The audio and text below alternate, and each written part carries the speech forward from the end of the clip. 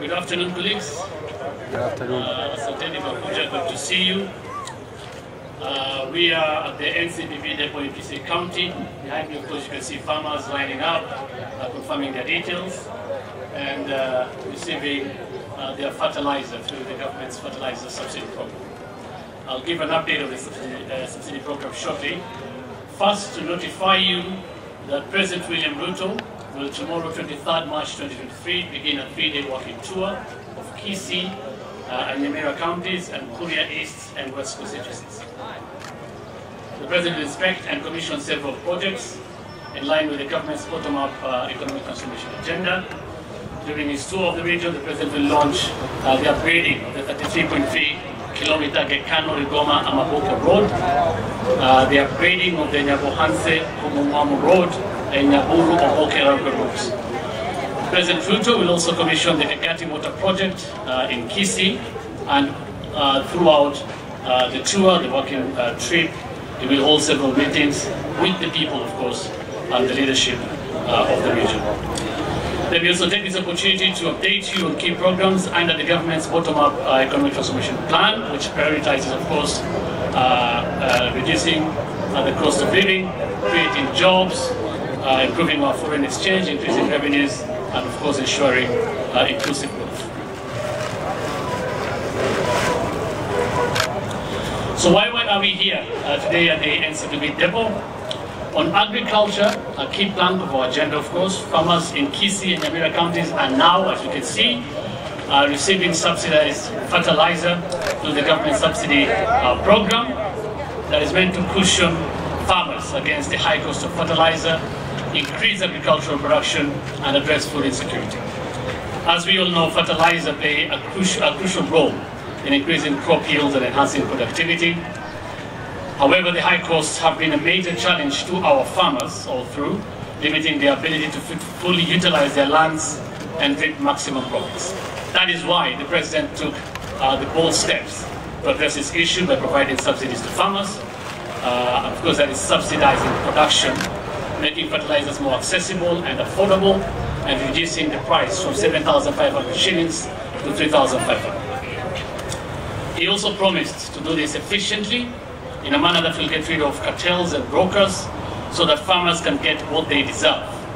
And for the first time in the history of this country, in just 6 months, the government has registered 5 million farmers, and distribution is being managed and implemented digitally and efficiently, as is the case right here at the NCPB depot in Kisii County. For this long-range season, the government is committed to supply more than 300,000 metric tons of various types of fertilizers. As of this morning, these are the figures: 1,061,050 kilogram bags of fertilizers had been bought by farmers at the subsidized rate of 3,500 shillings per bag throughout the country. That, in value, in terms of transactions, was about 3.7 billion shillings.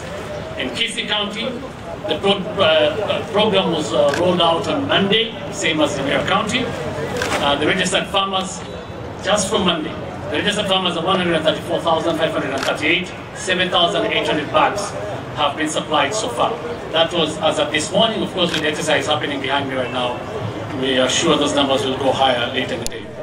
In Nyamira County, the registered farmers are 80,170, and 2,780 bags have been supplied.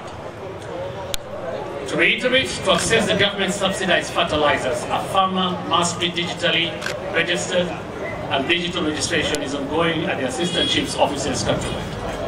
Digitization is a key plank of the government's agenda, and it's not only important for efficiency, but also to enhance traceability, accountability, and transparency in fertilizer distribution.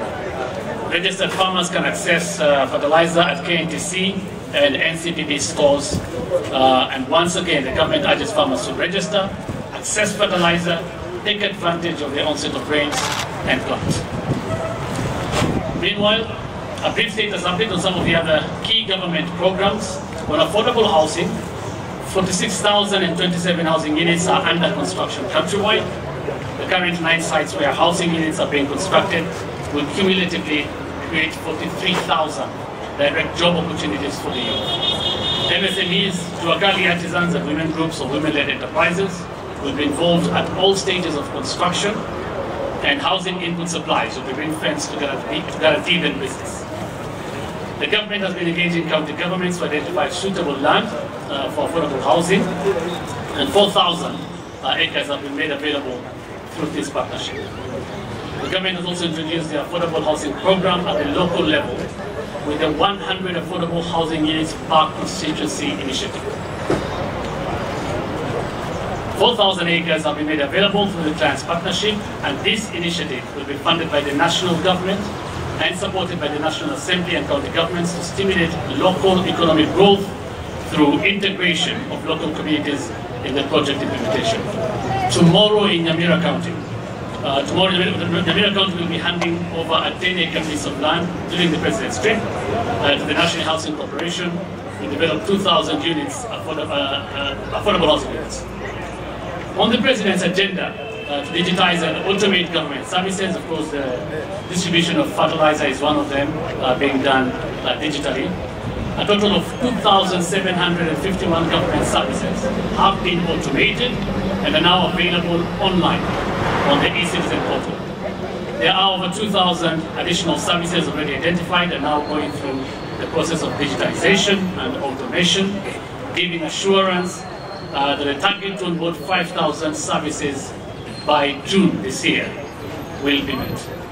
This will increase citizen engagement by providing easier access and improved customer service, ensure growth in revenues by reducing costs, and improve revenue collection and operational efficiencies.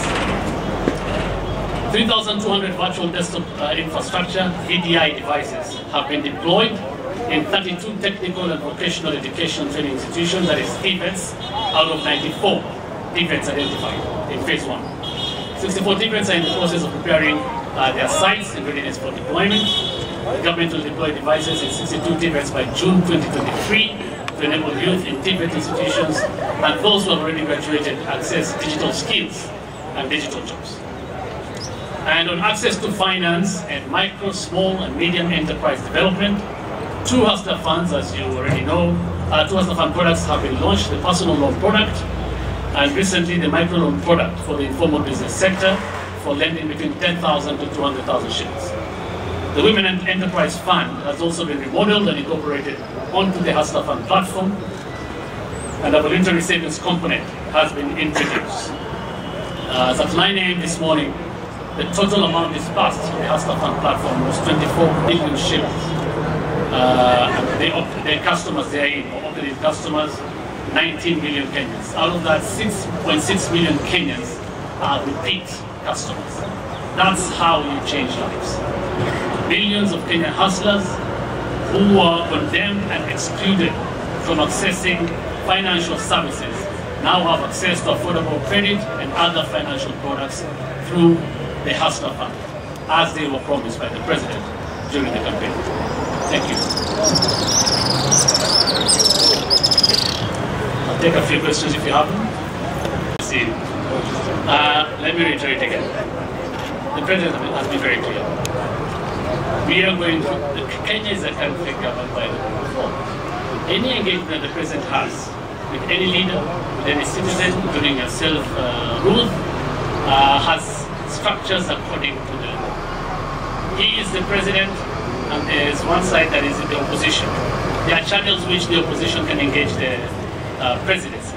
There's a channel which the opposition can engage the executive through parliament, through committees of parliament, so on and so forth. So whatever that will happen, whatever is happening is that the President will operate under the Constitution, and he expects, just like any other Kenyan expects, every Kenyan to operate under the rule of law. Anything other than that, of course, is allowing impunity. Good afternoon, everyone. My name is Abagusii from the Standard newspaper.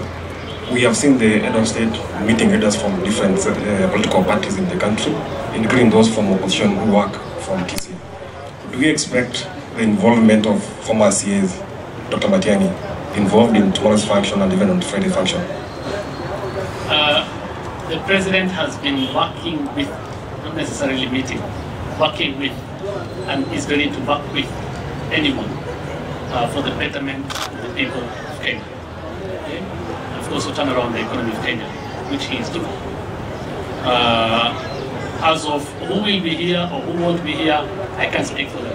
I only speak for the president, and I'm telling you, the president will be seated and will be tomorrow. Sawa, thank you very much. Asanteni sana.